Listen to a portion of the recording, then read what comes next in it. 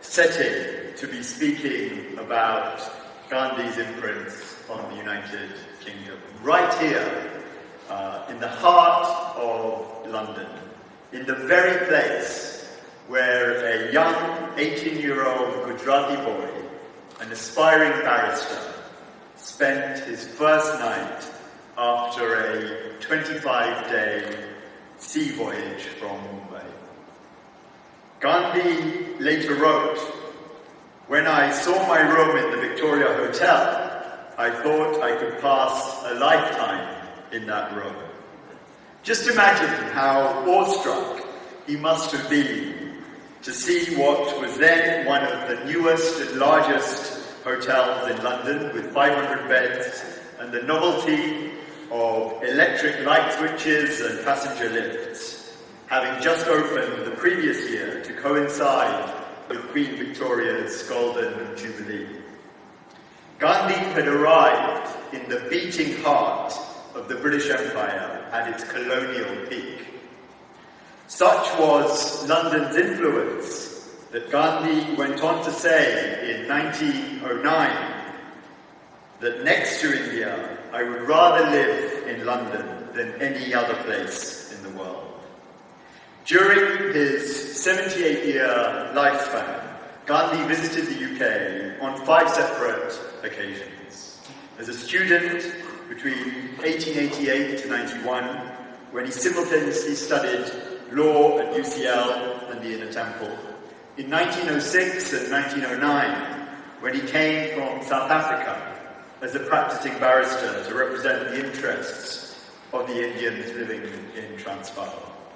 Then in 1914, on the way back to India from South Africa, when a scheduled stopover of 3 weeks turned into more than 3 months, as he was drawn into the response to the outbreak of World War I. And finally, perhaps his most high-profile visit, in 1931, when Gandhi travelled here to attend the second Roundtable Conference with the British government to discuss Indian constitutional reforms. My own interest in tracing Gandhi's imprimatur on the UK was sparked last year when I had the honour of collaborating with the Royal British Legion to launch a limited edition poppy made out of khadi, the homespun cotton synonymous with Gandhi.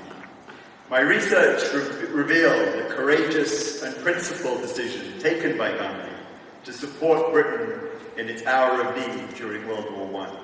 He quickly set up a volunteer Indian Field Ambulance Corps in the London suburb of Eastcote and became the self-proclaimed recruiting agent-in-chief for the Indian Army, despite objection from many of his own colleagues. The swift arrival of Indian troops on the Western Front in September 1914 was critical to preventing a German breakthrough. The then Prime Minister, David Lloyd George, said of India and the Commonwealth, had they stayed at home, the history of the world would have taken a different course. So the UK helped shape Gandhi, but in turn, Gandhi shaped the destiny of the UK. This afternoon, I would like to draw out how this symbiotic relationship developed during his lifetime and why it remains relevant today. Let us first explore Gandhi's student years, a formative period which moulded his thinking, character, personality, and political philosophy. It was a time when Gandhi worked out who he was and what he stood for. Through his legal education, attending some of the finest educational institutions, Gandhi learned to value the rule of law and developed a professional toolkit in writing petitions, drafting letters, and delivering speeches, skills which would prove invaluable in later years. By all accounts, Gandhi struggled with English to begin with, but thrived in the cold and invigorating climate in England, which he found more conducive to work compared to the lethargic heat of India.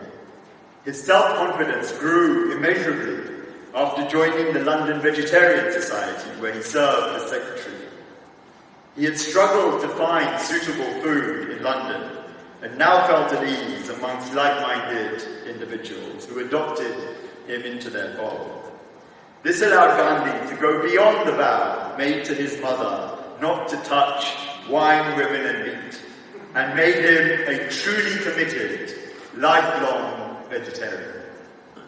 Gandhi also developed an interest in theosophy, which is based on the premise that no religion is higher than truth. Through this exposure, first to Bertram and Archibald Keighley, and then Helena Blavatsky and Annie Besant, they encouraged Gandhi to read the Bhagavad Gita, directing him to Sir Edwin Arnold's The Song Celestial, which changed his worldview, and the Gita became his guide to life. But his activities were not all serious and intellectually demanding. There was a fun side to Gandhi, and he displayed a strong cultural curiosity. For example, he took lessons in French, the violin, and even ballroom dancing. In his guide to London, written for other students and travellers from India, he said, "Theatres are a national institution in England and a seat of education and amusement combined. No one should return to India without visiting theatres." In the same guide, faithful to his Banya roots, Gandhi enthused, "England is the best place for getting insight into different trades." The final aspect to highlight from his student experience is the art of living frugally. Gandhi perfected techniques allowing him to survive on £1 per week through minimizing rental payments and laundry bills, walking wherever possible, and eating simply. It was the prototype of his simple living, high-thinking mindset. So as you can see, Gandhi's student days were already defining the contours of the future Mahatma. If we fast forward to Gandhi's last visit to the UK, more than 4 decades later, in 1931, those student traits had become much more defined and developed. His visit caused a big stir in this country, which you can see from the following archive footage captured by British Cafe. Despite the note of sarcasm in the commentary, it's clear that Gandhi came here in 1931 on his own terms. Instead of living in a plush London hotel, he headed to Kingsley Hall to live amongst the ordinary people in East London. The Deputy High Commissioner will mention more details about this location.